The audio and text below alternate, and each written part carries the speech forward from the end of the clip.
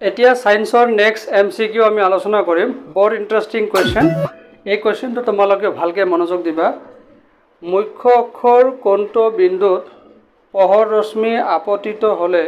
আপতন কোণ আৰু প্ৰতিফলন কোণ সমান হ'ব তাৰ মানে দাপনৰ ক্ষেত্ৰত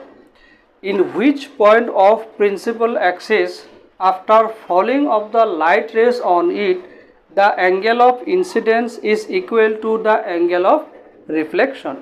ইয়াতে তোমালোকে ভালদৰে চোৱা দাপন বা মিৰৰৰ নাম উল্লেখ কৰা নাই বাট তোমালোকে জানা ৰিফ্লেকশনটো ক'ত হয় মিৰৰৰ ক্ষেত্ৰত হয় গতিকে ইয়াতে লেন্সৰ প্ৰশ্ন নাহে তেতিয়া হলে আমাৰ কাৰেক্ট অপচন কোনটো হ'ব আমি যদি ভালদৰে চিন্তা কৰো বহুত ষ্টুডেন্ট ইয়াত ফেল কৰিব অৰ্থাৎ ভাল ভাল ষ্টুডেন্ট বিলাক ইয়াতে ফেল কৰি যাব তেতিয়া হলে আমি ভালদৰে যদি মনোযোগ দিও বা যিসকল ষ্টুডেন্টে খুব প্ৰেক্টিস কৰিছে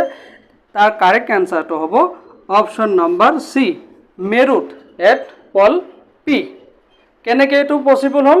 আমি এতিয়া ডায়াগ্ৰামৰ সহায়ত চিত্ৰ সহায়ত আঁকি চাম এতিয়া এই ডায়াগ্ৰাম দুটাত ছবি দুটাত তোমালোকে ভালদৰে চোৱা অবতল দাপনে হওক বা উত্তল দাপনে হওক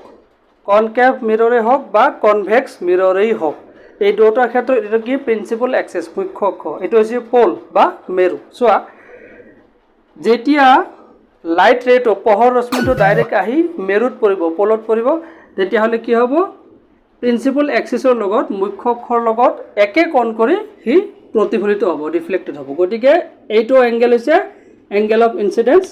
আৰু এইটো এংগেল হৈছে এংগেল অফ ৰিফ্লেকশন হলনে তোমালোকৰ ক্লিয়াৰ এতিয়া তেতিয়া হলে I equal to R now is that clear